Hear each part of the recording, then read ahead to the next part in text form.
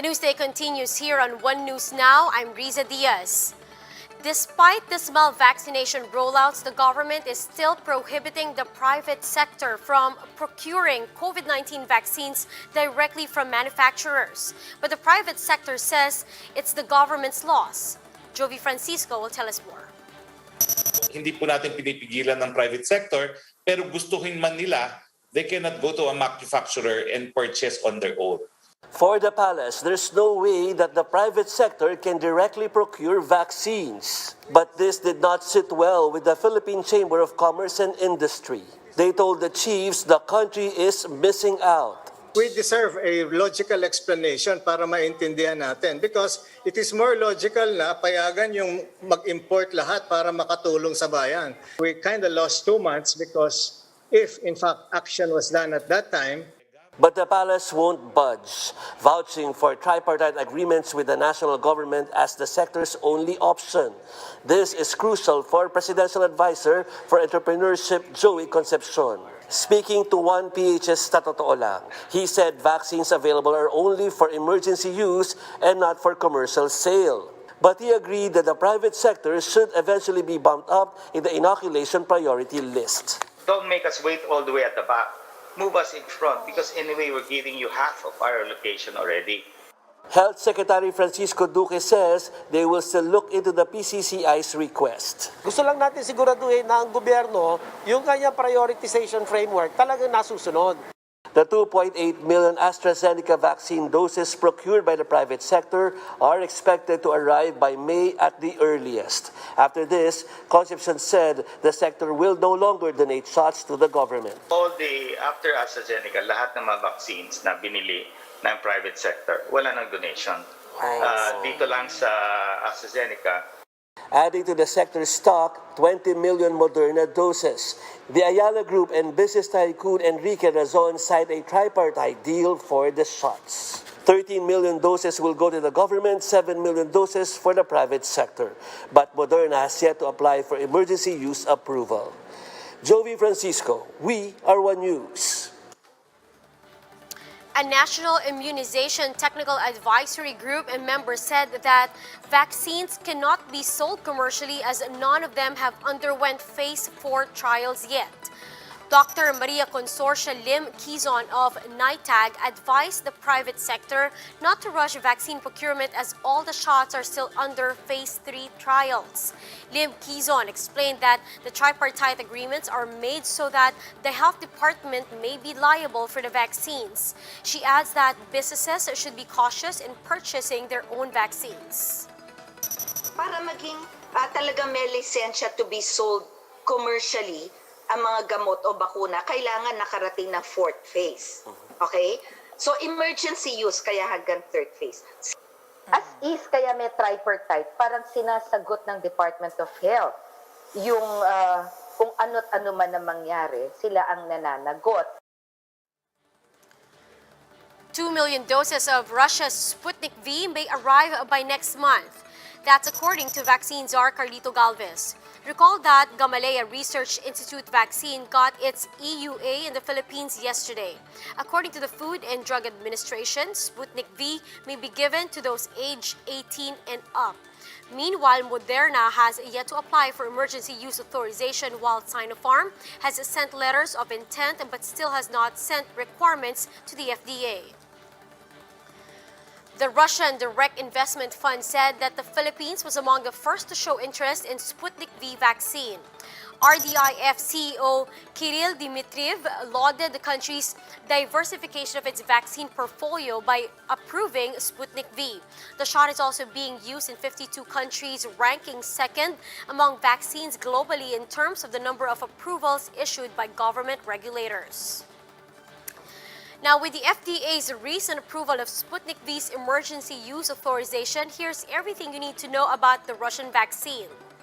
Made by Russia's Gamaleya Institute, this COVID-19 vaccine was the first ever to be registered in the world and has received EUA from 51 countries. It is a viral vector vaccine that consists of two serotypes of human adenovirus, the virus that causes disease with cold-like symptoms, among others. But it also carries S antigen of the coronavirus in order to trigger immune response. The vaccine, which is recommended for those aged 18 and up, shall be given in 2 doses, 21 days apart, and must be stored at a negative 18 degrees Celsius. According to a study, Sputnik V is generally 91.6% effective versus symptomatic cases and 100% effective against moderate to severe cases. The government and the private sector have sealed an agreement with the U.S. vaccine manufacturer Moderna for 20 million doses of its COVID-19 vaccines. The government secured 13 million doses, while private firms, led by International Container Terminal Services Incorporated Chairman Enrique Razon Jr., will get 7 million doses for their workers. Galvez said that the signing of the tripartite agreement boosts the country's goal of having a stable supply of vaccines this year. Moderna, which has a 94.5% efficacy rate, has yet to secure an EUA in the country. And we'll be back with more stories after the break. Keep it here on One News.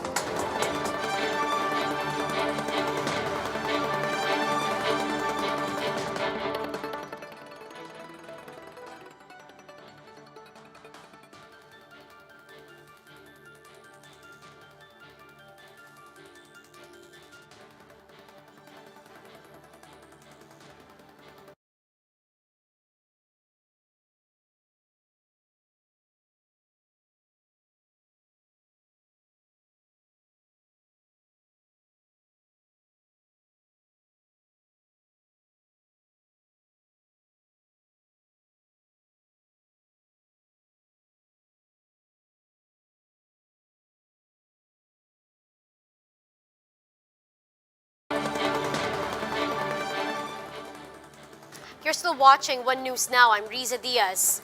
With the uptick of COVID-19 cases in various countries, the World Health Organization says vaccination alone will not be enough to end the pandemic.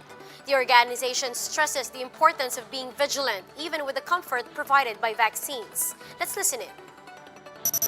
We're seeing the numbers starting to jump back up. Everyone is beginning to put justifiable hope in the vaccines. And I've said it again and again. The vaccines will end the tragedy of death and the horrific images of the hospital ICUs full. But it will not stop the transmission. And there are still going to be people out there who are not protected because they can't be vaccinated or they won't be vaccinated, or more importantly, they don't have access to the vaccines because of the way we're distributing vaccines in the world, which, by the way, is terribly unjust. The vaccines are a huge part of a long-term solution. And as we get second and third generation vaccines, as we get better at the monitoring, we will get total control over this virus. We will. And there is light at the end of the tunnel. But now is not the time to let up. Now is not the time to relax. It really, really isn't. Or so many of us are going to be back in lockdowns again. So many of us are going to be exactly where we don't want to be. Think about what you're doing and make sure that you know what your risk is every day and take steps to lower your risk. You have the tools at hand. Follow the local guidance. Keep your physical distance. Wear your mask. Clean your hands. Practice respiratory etiquette. Open your windows. Avoid crowded spaces working from home. Meanwhile, here are other stories we're watching around the world. A third senator has died of COVID-19 in Brazil, raising questions about precautions taken in the country's Congress. Senator Mayor Olimpio succumbed to the virus at the Sao Paulo hospital, where he had been in intensive care for 3 weeks. The 2 oldest senators in Brazil's Congress also died of COVID-19. The lower chamber, where 21 staffers passed away due to COVID-19, tightened access by allowing lawmakers limiting their staff to 1 and declaring a return to fully remote voting. Brazil had its second deadliest day on Thursday, with around 2,700 fatalities due to COVID-19. Meanwhile, in Germany, the health ministry says they may have to reimpose restrictions to curb the surge of transmission of the virus. Reuters reports that German Chancellor Angela Merkel will meet with state leaders next week to discuss lockdown extensions, which has been in place since December last year. Recall that earlier this month, plans for reopening German economy had been laid out, but it was effectively hampered as Germany now reports that 96 out of every 100,000 people are infected with COVID-19, a sharp increase from 72 last week and 65 on March 4. Meanwhile, Greece is lifting some restrictions next week to relieve lockdown fatigue despite the continuous rise of COVID-19 cases in the country. Archaeological sites and hair salons will open on Monday, while nationwide nighttime curfew will start 2 weeks or 2 hours later on weekends. The Greek government reimposed a lockdown in November due to a surge in COVID-19 infections. The country continues to struggle with the high infections, severely pressuring its health system. And those are the top stories of the hour. Join us later at 1 in the afternoon as we continue to monitor the day's biggest stories. You can also catch One News on Signal Play app. Register for a free account now at www.signalplay.com and stream One News live anytime, anywhere. I'm Riza Diaz. We are One News.